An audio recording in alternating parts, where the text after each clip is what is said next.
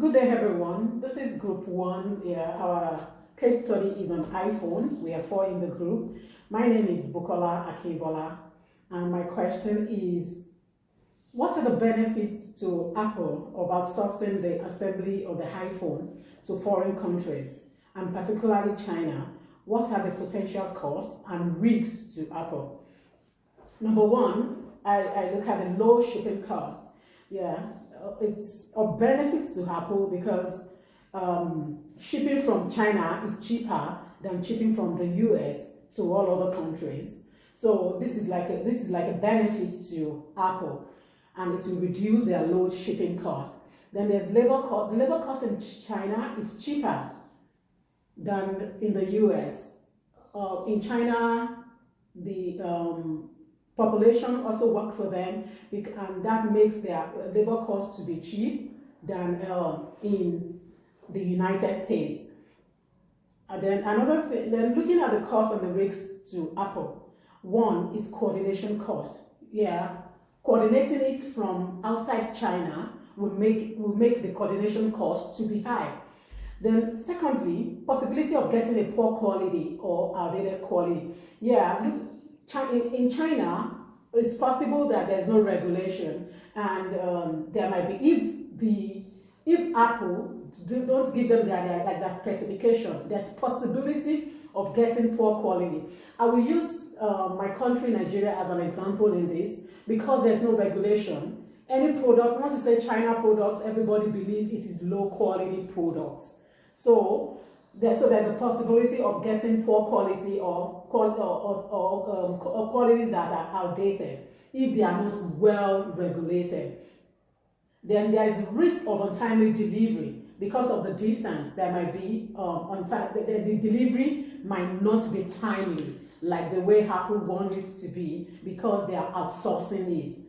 Then the last one is the political issue in the US. Yeah, in the United States, Apple might have issues in the United States, thinking that, outsourcing this, you are reducing employment in the United States. It's not making people to have jobs like they should if the assembly is in the United States. So that is another cost or risk to Apple. Then thinking about sorry, I just want to go to like the coordination cost again. This might also cost might also be increased because sorry, Apple does well because I'm sorry about the possibility of getting poor quality. That's what I want to talk about.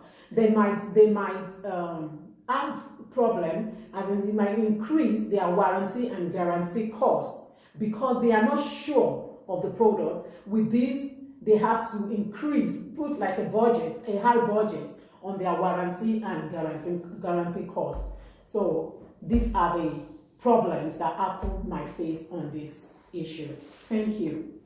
Hello, my name is Hamid Bahmani and I'm answering the second question. The second question about the Apple case is, in addition to Apple, who else benefits from Apple's decision to outsource assembly to China, and how might Apple deal with this?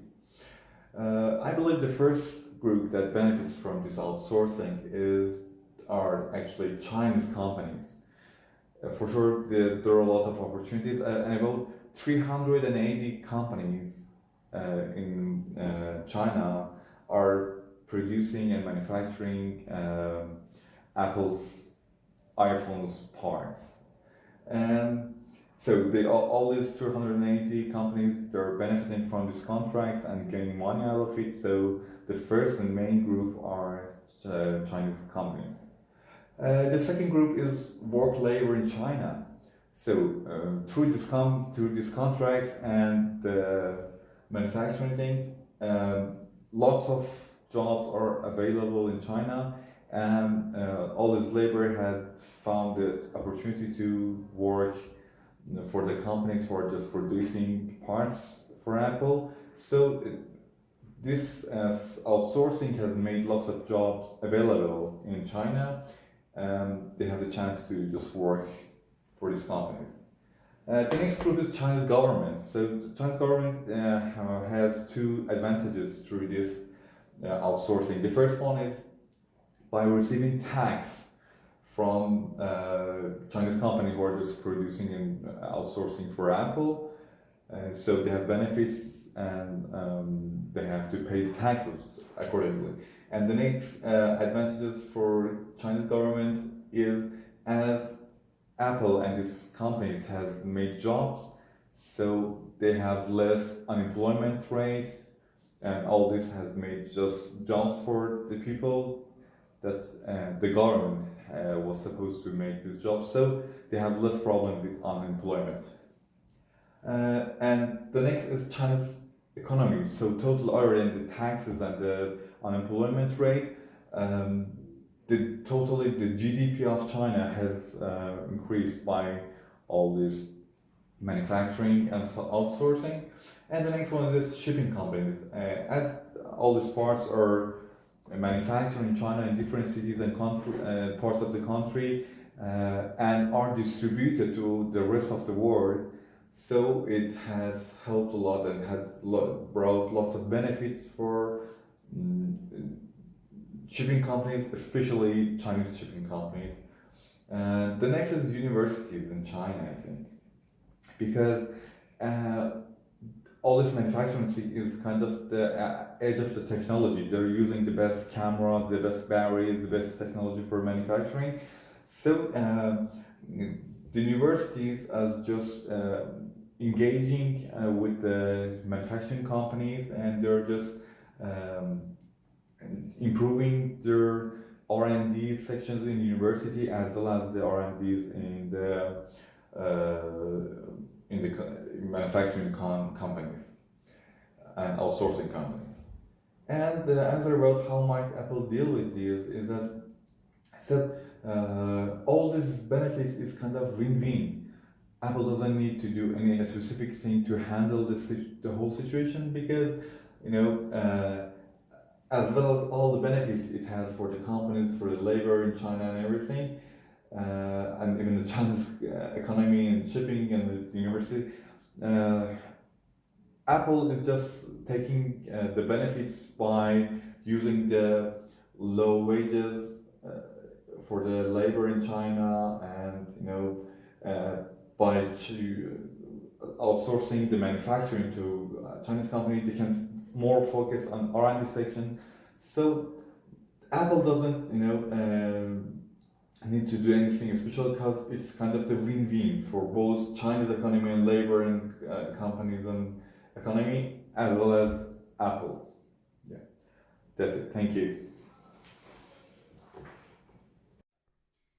Hi, my name is Parul, and my question is third, which is what are the potential ethical problems associated with outsourcing assembly jobs to Foxconn in China, and how might Apple deal with these? So, first of all, Foxconn is a manufacturer which manufactures many electronic products such as Apple, Amazon, etc.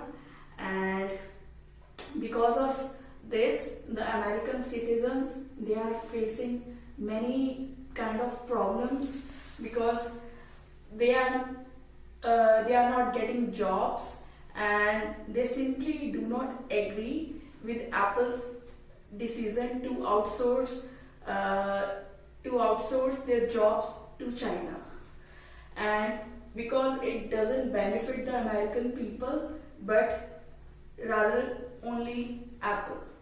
So, and one of the biggest ethical problem which I think is associated with outsourcing assembly to Foxconn is that employees, they have been targeted for poor working conditions, and Apple is aware of this condition very well, but it has done nothing to improve it.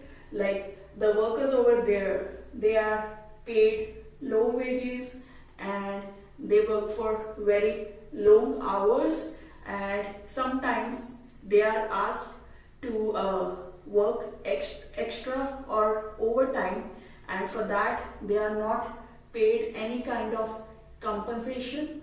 So, and they are also paid very low, the line workers especially, and it is compulsory for the workers to work overtime as well.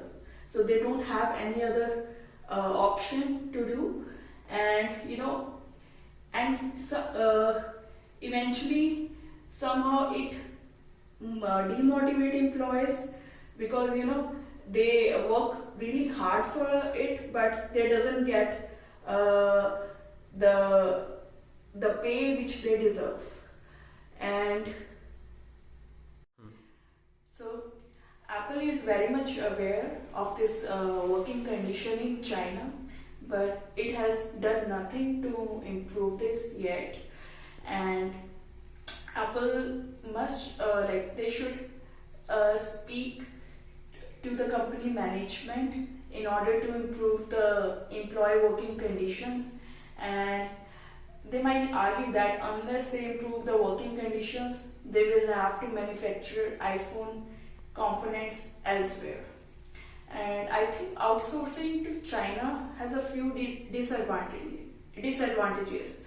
A number of Apple's subcontractors, they have been singled out for their substandard working conditions, and the formal Apple executives, they claim that there is an unresolved tension within the company, and the managers, they claim that there's an unresolved tension going on, and they want to improve working conditions in some contractors factories such as Foxconn, but their commitment falters when it clashes with the critical supplier relationships or the timely delivery of the new products.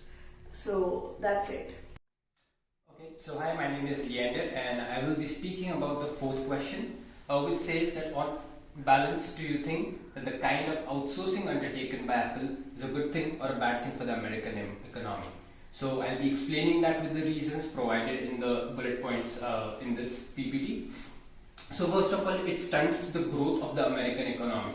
So when a particular company like Apple decides to move their product into a different country, it stunts the financial growth, the financial economy, which takes a big hit and causes irreparable damage to the economy of the country for a very, very long time. Also, it leaves people with limited jobs, so that when people go in that particular field, they are looking for that kind of job or for that kind of experience, they are left with limited opportunities when the company is moved its base from one country to a different one.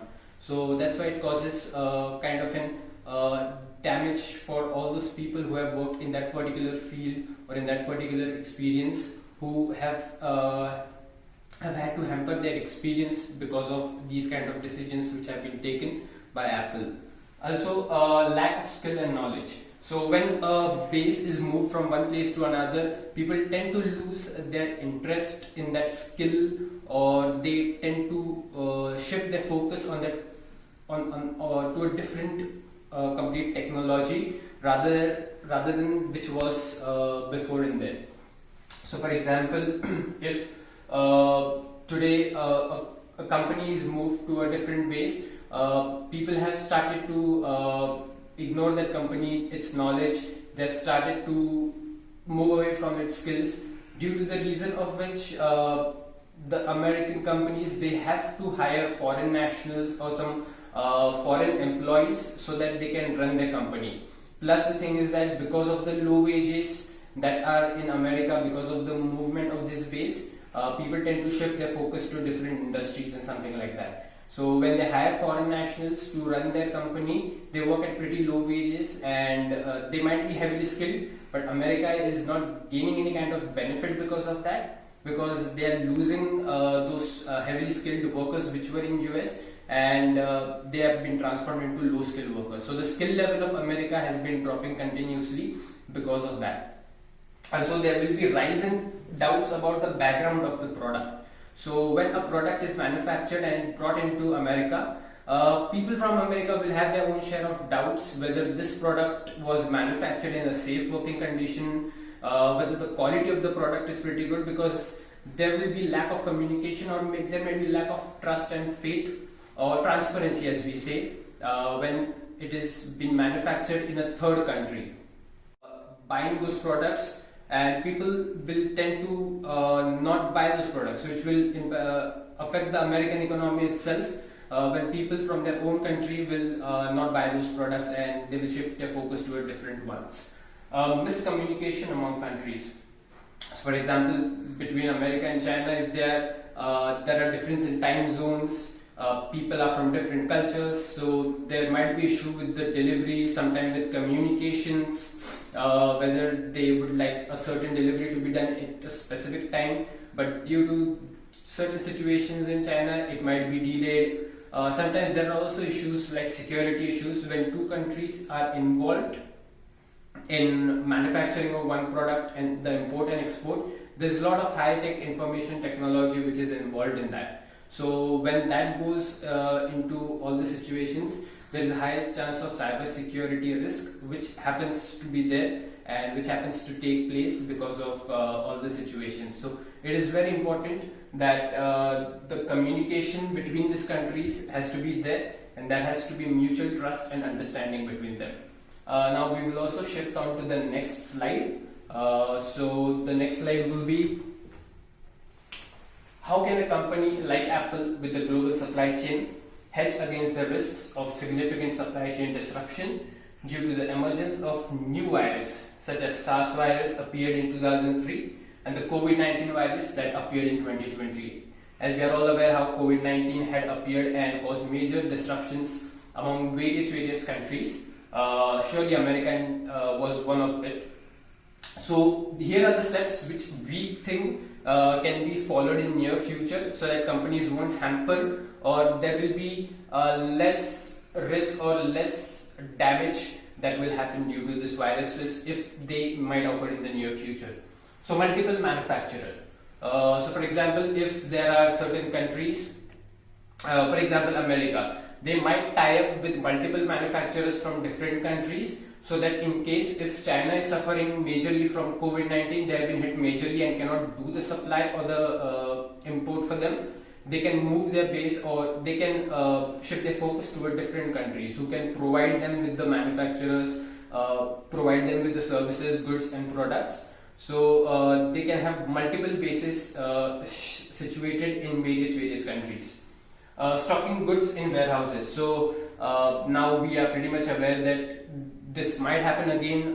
We are not sure where the world might go. So it is important that we take more goods from them and stock them in a particular warehouse, so that if situations like this might happen again, where everything goes back into lockdown, so we can get those goods from the warehouses and provide them to the customers and the consumers, because we, at the end of the day, the American economy would surely not want to hamper its customer experience or consumer experience because of any kind of viruses. Third will also be manufacturing in origin. So America can surely make sure that they start to manufacture these kind of products in their origin, so that they can look into that, and Apple can surely make sure that they can manufacture this in their origin, where they are situated, where they are based, so that they can look into that, they can look into the products, and in case of the situations, the most safe place will be to make those products, or buy those products, sell those products from their origin itself, so that there will be no level of miscommunication or lack of trust between this. So that was our presentation, which was done by all the 4 members. So thank you so much, and all the 4 members were Bikola, Akimbola, Hamid Tamani, Parul Garg and Leandro Gonsalves. Thank you.